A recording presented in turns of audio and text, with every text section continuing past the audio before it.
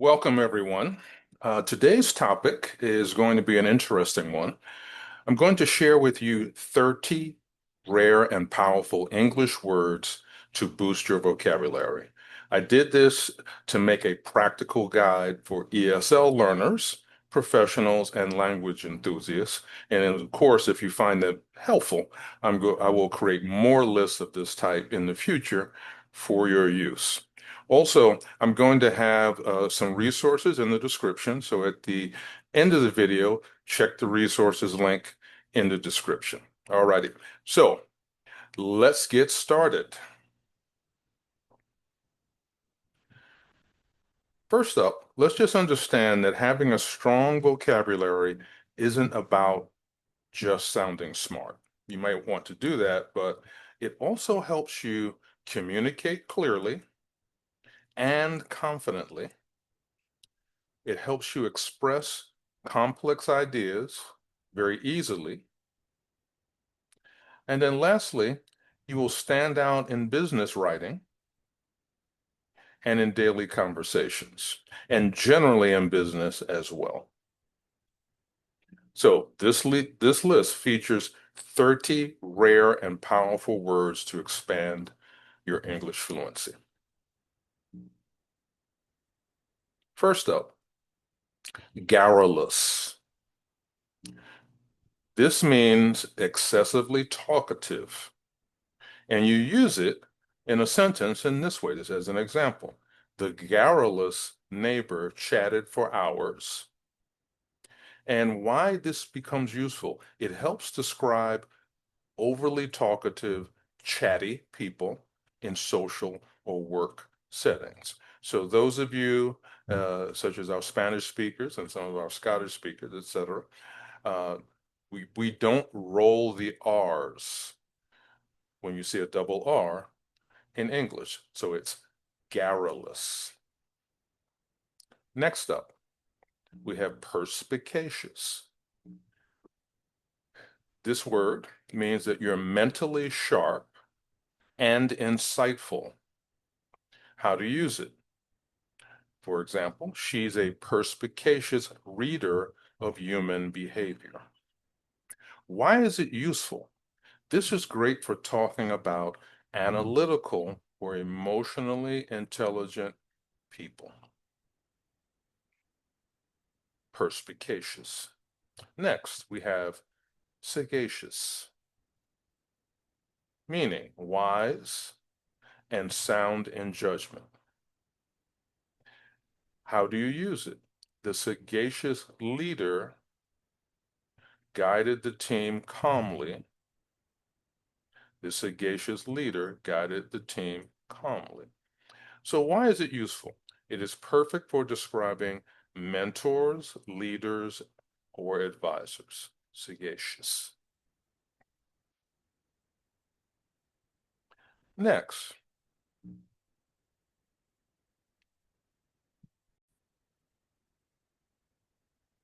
ennui. Ennui. This is a word of French origin, right? But in English, we pronounce it similarly, but slightly different. We say ennui. So the meaning, a feeling of boredom or dissatisfaction. How to use it? He felt ennui after months of routine work. Why is it useful? It expresses emotional or mental fatigue in an elegant way. Ennui. Next, we have fastidious, meaning extremely attentive to detail, someone who's very picky. How do you use it? She was a fastidious editor who caught every typo. Why is it useful? It's very useful for describing people with high standards. Fastidious. Heterogeneous. Heterogeneous. Meaning mixed or diverse in composition. How to use it? The team was a heterogeneous blend of talents. Why is it useful? It is excellent for academic or workplace diversity discussions. Heterogeneous.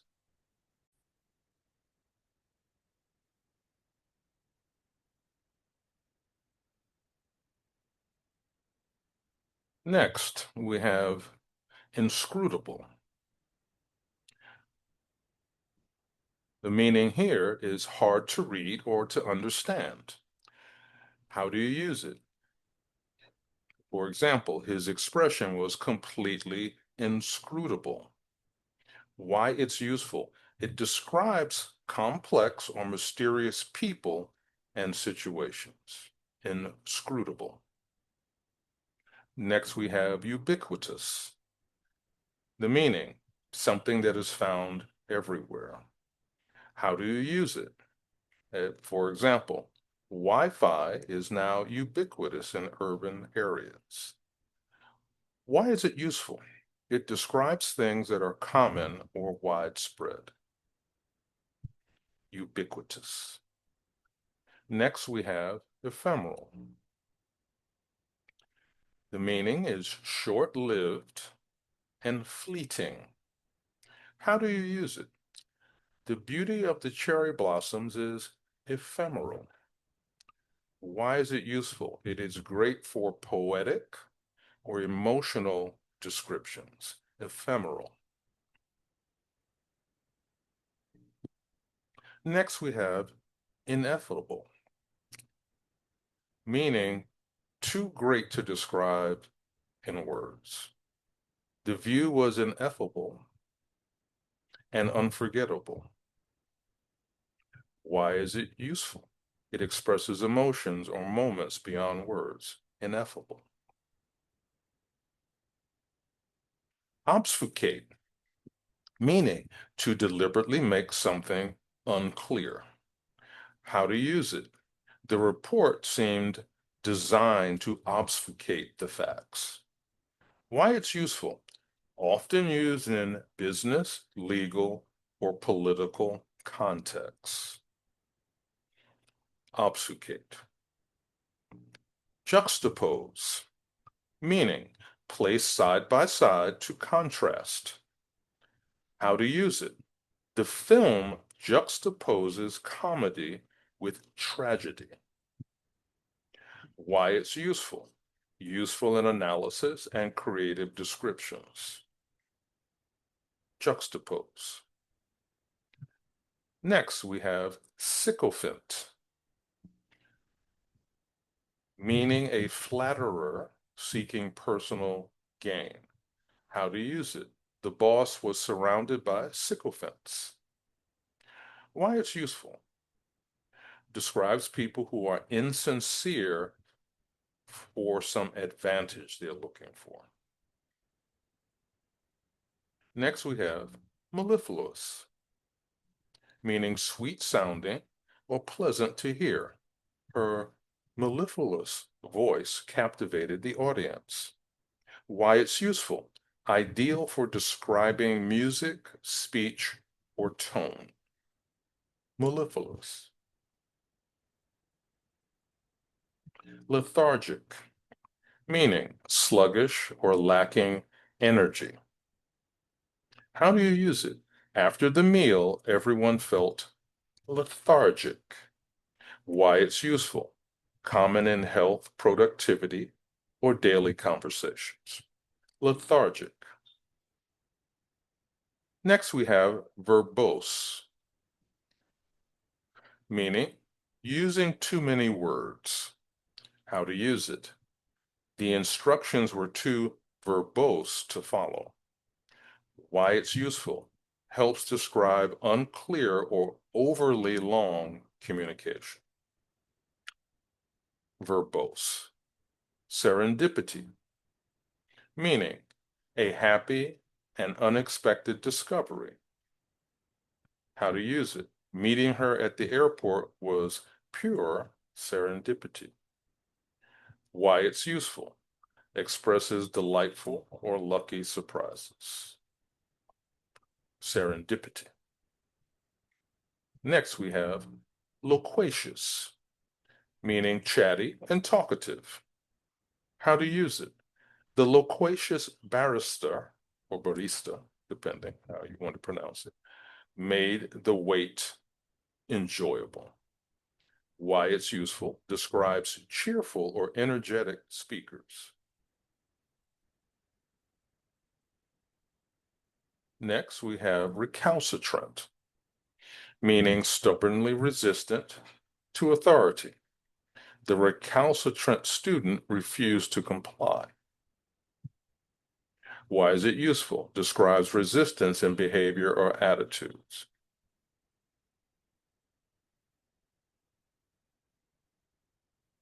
Recalcitrant.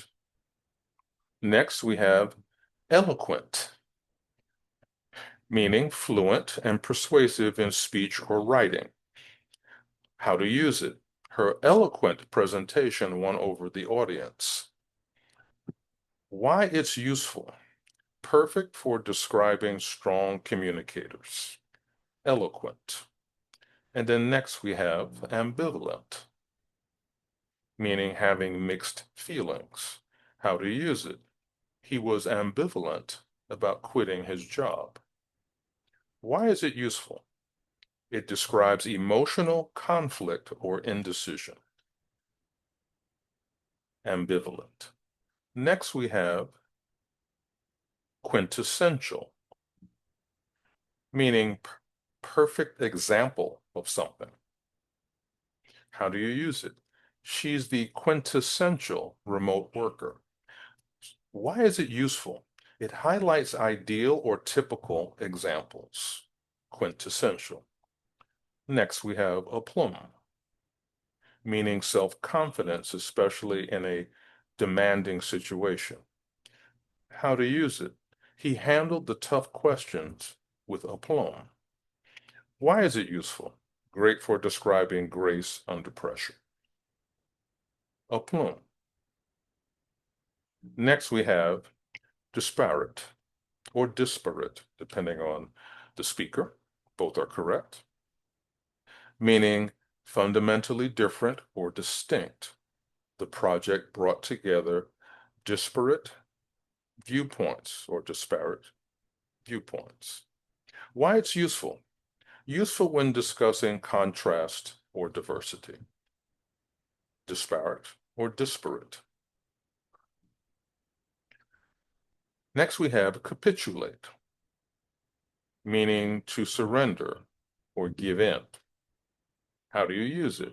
They finally capitulated after long negotiations. Why it's useful.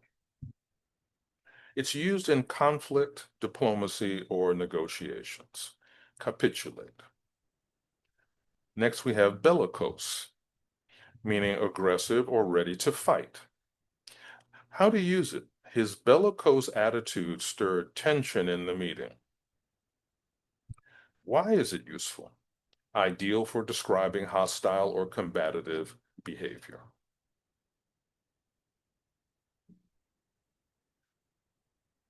Bellicose. Aesthetic, meaning concerned with beauty or artistic value. How to use it. The website had a clean, modern aesthetic. Why it's useful. Popular in design, fashion, and lifestyle vocabulary. Aesthetic. Next, we have reticent, meaning reserved or reluctant to speak. How do you use it? She was reticent about sharing personal details. Why it's useful. Describes quiet or private personalities. Reticent.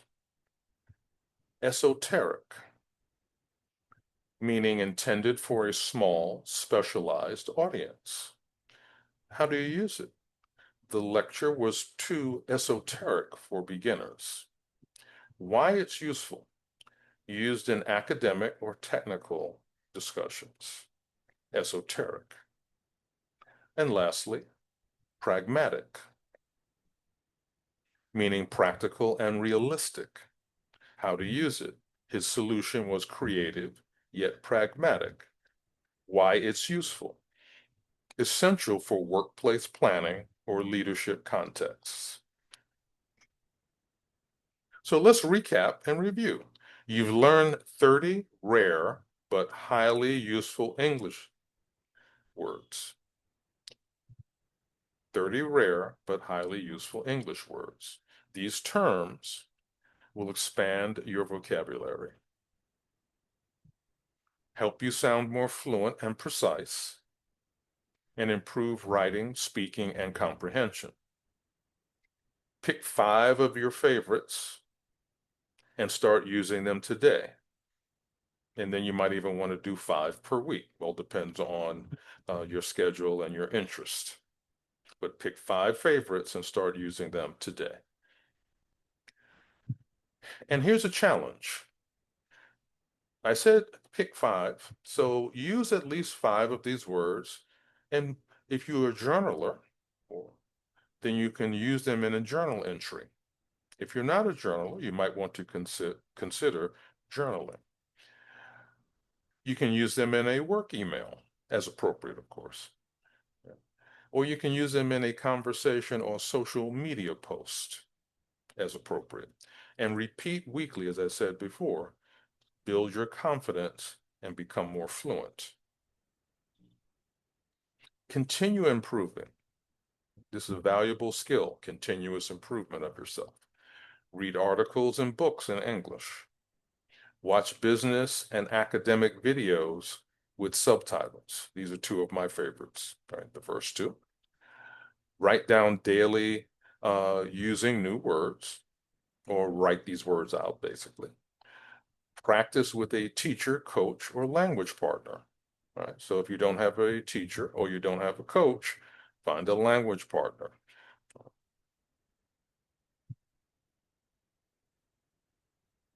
And then lastly, congratulations. You now have 30 impressive vocabulary tools to speak clearly, write with confidence, and understand deeper meanings. You will not feel left out in English conversations because you're a non-native speaker. You will expand your vocabulary and you will impress others. Even if you were a native English speaker, you would impress others with these words. Right. So these are especially useful in business and academic circles in particular, and in some conversations, social conversations. Keep exploring, never stop learning. Like, share, subscribe, and comment. It helps us help you. Thanks for joining, and see you next time as we continue our linguistic adventure together. Take care, everyone.